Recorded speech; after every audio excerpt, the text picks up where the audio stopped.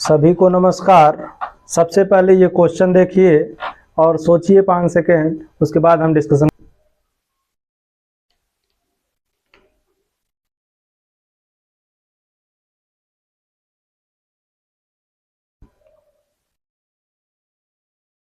तो आज का टॉपिक है हमारा उभयधर्मी ऑक्साइड। उभयधर्मी ऑक्साइड को हम लोग एम्फोटेरिक ऑक्साइड भी कहते हैं। जैसे लिखे हम लोग उभयधर्मी ऑक्साइड,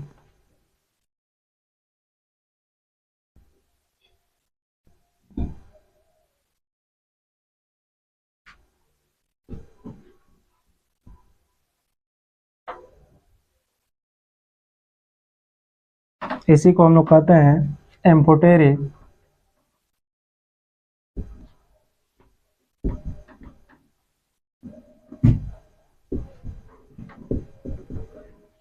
ऑक्साइड।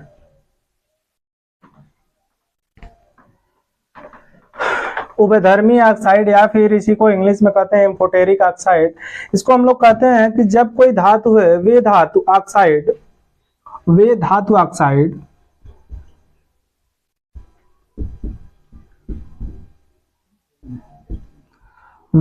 ऑक्साइड जो अम्ल या फिर क्षार, अम्ल या फिर क्षार के साथ अभिक्रिया करके उभयधर्मी ऑक्साइड वे ऑक्साइड होते हैं कि जो धातु ऑक्साइड तथा अम्ल तथा क्षार, अम्ल या फिर क्षार के साथ अभिक्रिया करके लवण तथा जल बनाते हैं। लवण तथा जल बनाते हैं, उभयधर्मी ऑक्साइड कहलाते हैं। अगर इनका एग्जाम्पल देखा जाए, इसमें एग्जाम्पल देखा जाए कि क्या होगा, तो हम लोग कह सकते हैं एल्युमिनियम ऑक्साइड और जिंक ऑक्साइड ETC बता सकते हैं हम लोग। उभयधर्मी ऑक्साइड वे ऑक्साइड होते हैं या फिर वे धातु ऑक्साइड जो अम्ल या फिर क्षार के साथ अभिक्रिया करके लवण तथा जल बनाते हैं, उभयधर्मी ऑक्साइड या फिर एम्फोटेरिक ऑक्साइड कहलाते हैं। और एग्जाम्पल अगर देखें हम लोग, एल्युमिनियम ऑक्साइड और जिंक ऑक्साइड एटसेट्रा आदि और भी होते हैं। जो भी ऑक्साइड, जो भी धातु होंगे ऑक्साइड के साथ बनाएंगे। और ऑक्साइड बनता कैसे है, धातु ऑक्साइड कैसे बनता है, सबसे पहले अगर समझना चाहें हम लोग धातु को, समझें क्या होता है। इस धातु को अगर जानना चाहें हम लोग, तो धातु होता है, जब हम लोग पीरियाडिक टेबल में जाएंगे और उसमें देखेंगे आवर्त सारणी जो होती है, आवर्त सारणी में 92 धातु होते हैं, 92 ये 92 धातु होते हैं। अगर देखा जाएगा तो 22 अधातु होते हैं और रूप धातु होते हैं 7। हम यहाँ बात करेंगे धातु की, तो धातु वे होते हैं अगर इनका इलेक्ट्रॉनिक विन्यास के आधार पर देखा जाए। जैसे मान लीजिए सोडियम है, सोडियम का परमाणु क्रमांक होता है 11 और इसको अगर आवर्त सारणी में 11 है और अगर इसको इलेक्ट्रॉनिक विन्यास के आधार पर इसे रखें तो इसका होगा 2, 8 और 1। ये इसका बाहरी कक्षा में इलेक्ट्रॉनों की संख्या है और ये कक्षाएं हैं, ये सारी कक्षाएं होते हैं। और बाहरी कक्षा में जो भी इलेक्ट्रॉनों की संख्या होती है वो बताता है कि धातु है या फिर अधातु है। इसमें अगर 4 से कम संख्या है, 4 से संख्या कम है, बाहरी कक्षा में इलेक्ट्रॉनों की संख्या अगर 4 से कम है तो हम कहेंगे वो सारे के सारे धातु कहलाते हैं। और धातु उस तरह से भी समझ सकते हैं कि उसको हम लोग जब भी देखा जाएगा तो वो ठोस, हमेशा ठोस में होंगे और ये आघातवर्धनी होते हैं। ये आघातवर्धनी होते हैं, मतलब अगर ठोका जाएगा तो उसमें से आवाज भी तेज तर्रार आएगी, बहुत जोर जोर से आवाज भी आती है और ये आघातवर्धनी होते हैं। और यही एक सोडियम एग्जाम्पल है। सोडियम एक एग्जाम्पल ऐसा है जो ठोस अवस्था में नहीं होता, ये ठोस नहीं होता है।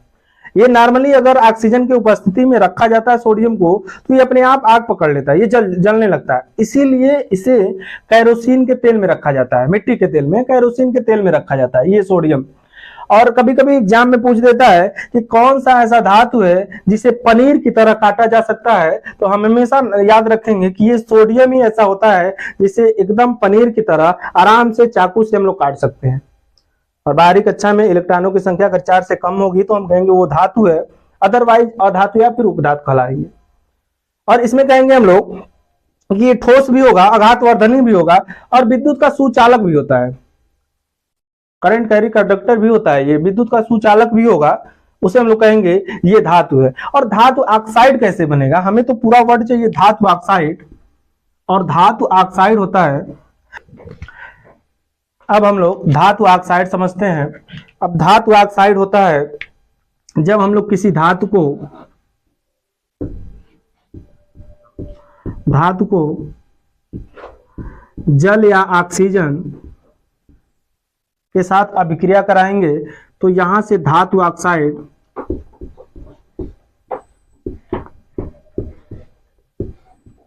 प्लस हाइड्रोजन गैस प्राप्त होता है।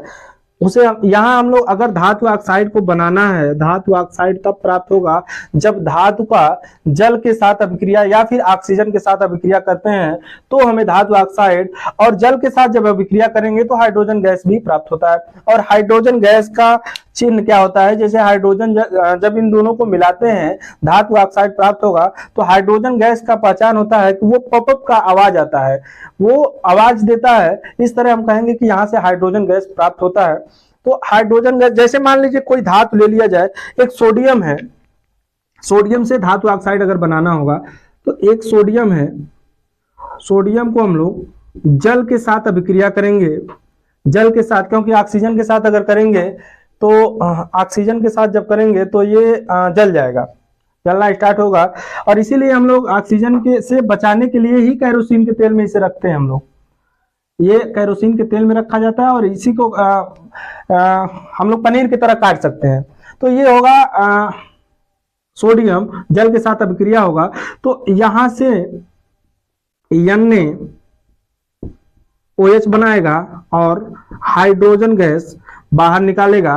और इसी को अगर बैलेंस करना है तो हाइड्रोजन को बैलेंस करेंगे सबसे पहले, तो हाइड्रोजन यहाँ है 3 और यहाँ 2, इसको भी 4 कर लें और यहाँ 2 से मल्टीप्लाई करेंगे 4 हो जाएगा। हाइड्रोजन बैलेंस है, ऑक्सीजन भी बैलेंस है, सोडियम को बैलेंस करना है तो हम लोग 2 से यहाँ गुणा कर देंगे तो सोडियम भी बैलेंस हो जाएगा। तो ये हमारा जो भी NaOH आ रहा है ये हमारा धातु ऑक्साइड होगा। और ऑक्सीजन के साथ अगर अभिक्रिया कराया जाएगा, जैसे मान लीजिए कोई कॉपर है, कॉपर एक धातु ले लें और ऑक्सीजन के साथ अभिक्रिया कराएं तो ये हो जाएगा कॉपर ऑक्साइड, और कितने टाइम्स 2 से मल्टीप्लाई कर देंगे तो ये 2 टाइम्स हो जाएगा, कॉपर ऑक्साइड प्राप्त होगा। तो ये कॉपर ऑक्साइड बनाएगा, ये भी ऑक्साइड का है। ऑक्सीजन के साथ अभिक्रिया करे कोई धातु या फिर जल के साथ अभिक्रिया करेगा तो ये धातु ऑक्साइड ही प्राप्त होगा, धातु ऑक्साइड बनाएगा। अब ये धातु ऑक्साइड हो गया, बात धातु ऑक्साइड की हो गई। और अम्ल तथा क्षार को अगर समझा जाएगा तो अम्ल स्वाद में खट्टा होता है और क्षार स्वाद में कड़वा होता है। और भी समझा जाए तो अम्ल हमेशा H+ आयन देता है और ये हमेशा OH- आयन देता है। ये अम्ल तथा क्षार के जो मतलब हो गया कि H+ आयन देगा तो अम्ल होगा और OH- आयन देगा तो हमेशा वो क्षार होता है। और लवण की बात किया जाएगा तो ये अम्ल तथा क्षार, अम्ल तथा क्षार जब अभिक्रिया करेंगे तो ये सब न्यूट्रल कर देते हैं।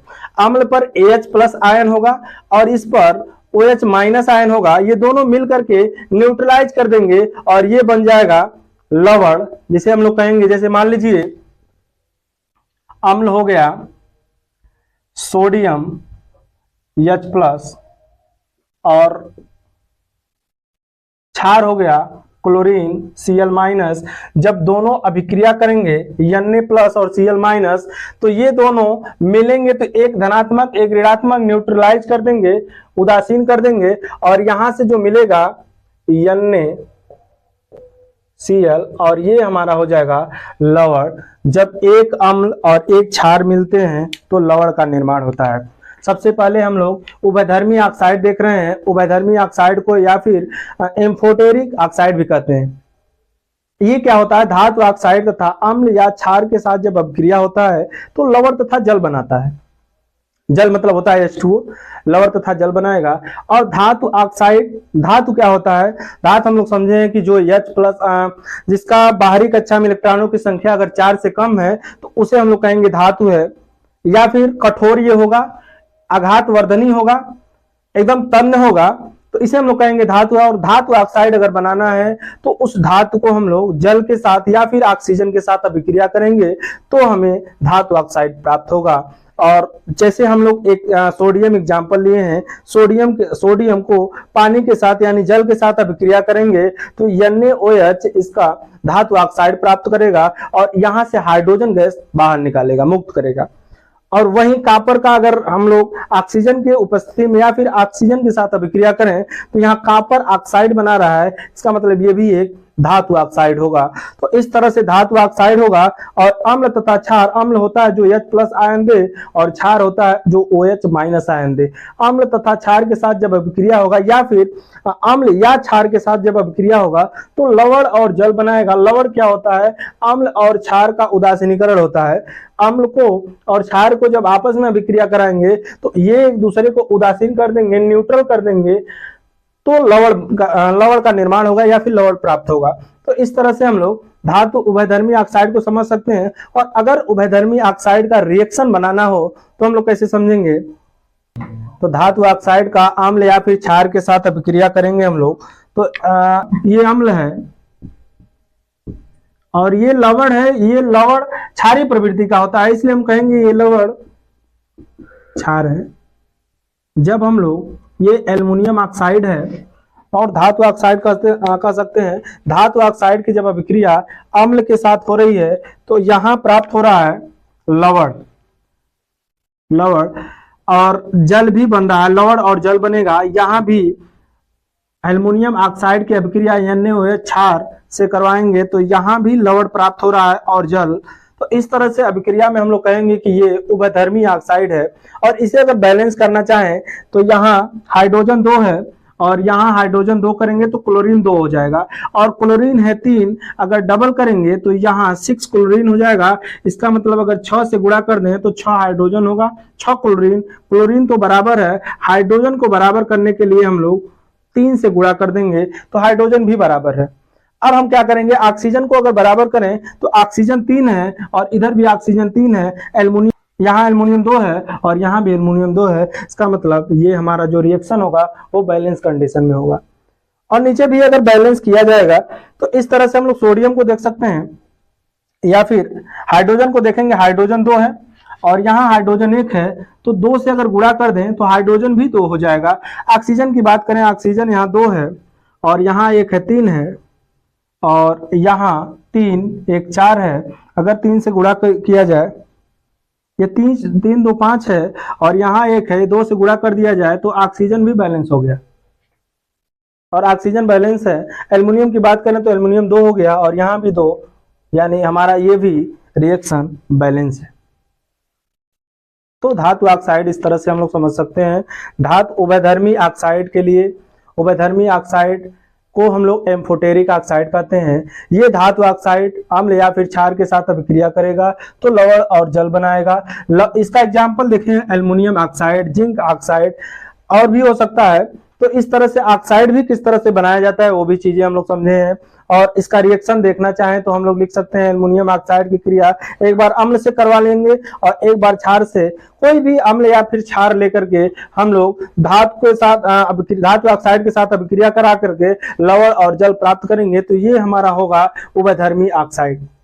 इसे हम लोग कहेंगे, इस प्रक्रिया को उभयधर्मी ऑक्साइड या फिर एम्फोटेरिक ऑक्साइड कहते हैं हम लोग। अब अगर ये एल्युमिनियम ऑक्साइड बनाना है तो जैसे देखिए ये एल्युमिनियम ऑक्साइड, ये फार्मूला कैसे बनाया गया है इसको अगर समझना है तो हम लोग करेंगे, एल्युमिनियम को लिखेंगे और ऑक्सीजन को लिखेंगे।